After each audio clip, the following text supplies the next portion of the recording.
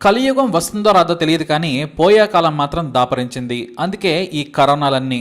ఇప్పుడు నేను చెప్పేది వింటే మీరు కూడా అదే కరెక్ట్ అంటారు. కేరళలో విద్యావంతులు ఎక్కువ, అందుకేనేమో అతి పిచ్చి అనైతిక నేరాలు బయటపడుతుంటాయి. ఇప్పుడు దేశవ్యాప్తంగా ఓ శృంగార దందా హాట్ టాపిక్ గా మారింది. కేరళలో అయితే పెద్ద దుమారమే రేపుతోంది. అదే భార్యల మార్పిడి శృంగార క్రీడ. ఇదేంటా అనుకోవద్దు. ఎక్కువ మంది ఆడవారిని అనుభవించాలనే మగవారు, ఎక్కువ మంది మగవారితో గడపాలని కోరుకునే ఆడవారి రొమాన్స్ క్రీడ. ఇంకా చెప్పాలంటే కామదాహం తీరని జంటలు చేసే అనైతిక పని.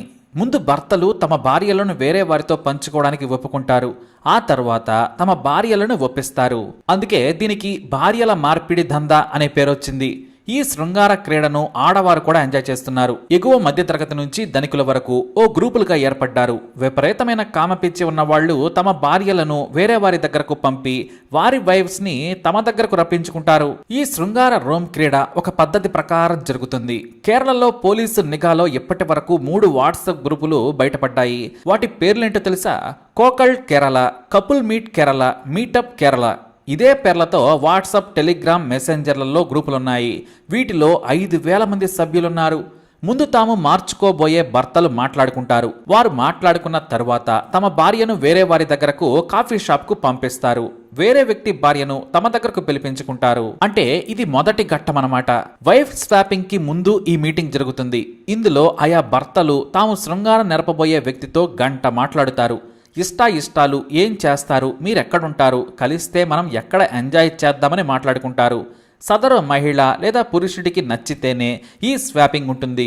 ఎవరికి నచ్చకపోయినా సరే ఆ డీల్ క్యాన్సిల్ అవుతుందంతే. మినిమం గ్లామర్, మంచి మెయింటెనెన్స్ ఉన్న పురుషుల దగ్గరకు వెళ్ళడానికే ఆయా వ్యక్తుల భార్యలు ఎక్కువగా ఇష్టపడుతున్నారట.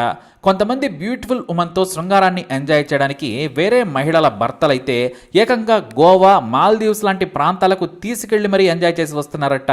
ఈ అనైతిక శృంగార క్రీడలో మహిళలు కూడా ఉండటం విశేషం. 90 మంది ఆడవారు తాము వేరే వ్యక్తితో పడక సుఖాన్ని భిన్నంగా కోరుకునేందుకు ఇష్టపడ్డారట. 7-8% మంది మహిళలు మొదట అయిష్టంగానే మొదలుపెట్టిన సదరు వ్యక్తి నచ్చితే ఓకే చెబుతున్నారట.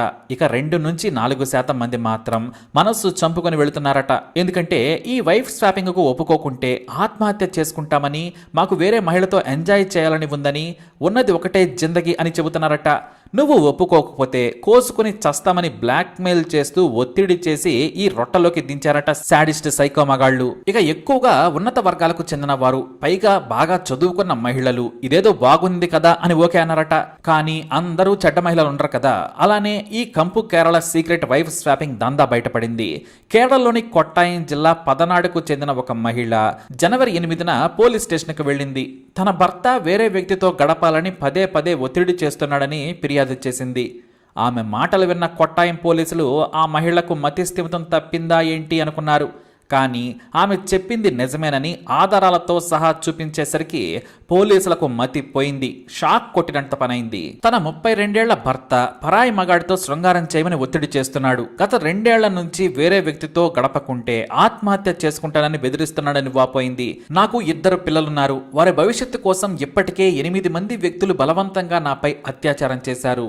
నాకు ఇష్టం లేదని చెప్పినా నా భర్త వారి గదుల్లోకి పంపాడు. వారి భార్యలతో మరో గదిలో ఎంజాయ్ చేశాడు. కొంతమంది తమ భార్యలను తీసుకొచ్చారు. మరికొంతమంది వేరే వ్యక్తుల దగ్గరకు పంపినా నా దగ్గరికే వచ్చారు. ఈ విషయం బయటకు లీక్ చేసిన బంధువులకు చెప్పినా చనిపోతానని బెదిరించాడని వాపోయింది.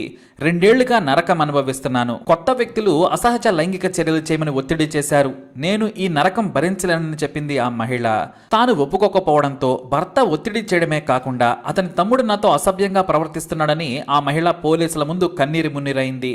అతని భార్యను నా దగ్గరకు పంపాడు. తనను అతనితో గడపమని ఒత్తిడి చేయడంతో తట్టుకోలేక జీవితం ఏమైనా పర్వాలేదు, కానీ ఈ అనైతిక పనులు ఇక చేయలేనని వచ్చానని పోలీసుల ముందు చెప్పుకొచ్చింది. అంతేకాదు తన వాట్సాప్, టెలిగ్రామ్ లోని గ్రూపులు, వాటిలో చర్చలను పోలీసులకు చూపించడంతో కంగు తిన్నారు. ఇలాంటి చీకటి దందా చూసి మొదటిసారి పోలీసులు తలలు పట్టుకున్నారు. వీళ్లకు ఇదేం పోయే కాలం అంటూ ఆగ్రహం వ్యక్తం చేశారు. అంతేకాదు ఈ గ్రూపులపై సైబర్ సెల్ విచారణ జరపడంతో వీవీఐపీలు కూడా ఈ దందాలో ఉన్నారని తేలింది. రాజకీయ నాయకుల నుంచి వ్యాపారవేత్తలు, సినిమా వాళ్లు కూడా ఈ వైఫ్ స్వాపింగ్ శృంగార స్కామ్లో ఉన్నారని ఫోన్ నెంబర్ల ఆధారంగా గుర్తించారు. ఇక సదరు మహిళ భర్తతో పాటు ఆమెపై అత్యాచారం చేసిన 5 వ్యక్తులను పోలీసులు అదుపులోకి తీసుకున్నారు. ఈ విషయం తెలియగానే గ్రూప్ అడ్మిన్ డిలీట్ చేశారు. అంతకంటే ముందే కొంతమంది గ్రూపుల నుంచి వెళ్లిపోయారు. ఈ కేసులో మరిన్ని అరెస్టులు జరిగే ఛాన్స్ ఉంది. ఎవరైతే మహిళలు బయటకు వచ్చి పోలీసులకు చెబుతారో వారి మీద చర్యలు తీసుకునే ఛాన్స్ ఉంది. అయితే 90% మంది మహిళలు పరస్పర అంగీకారంతోనే ఈ చర్యలకు పాల్పడ్డారట.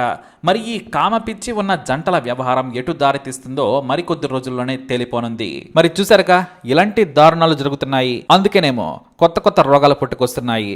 మరి ఈ న్యూస్ పై మీ అభిప్రాయాన్ని కమెంట్ ద్వారా తెలియజేయండి. అలాగే ఇలాంటి ఇన్ఫర్మేషన్స్ కోసం వీడియోని లైక్ చేయండి, షేర్ చేయండి, మా ఛానల్ని సబ్స్క్రైబ్ చేసుకోండి.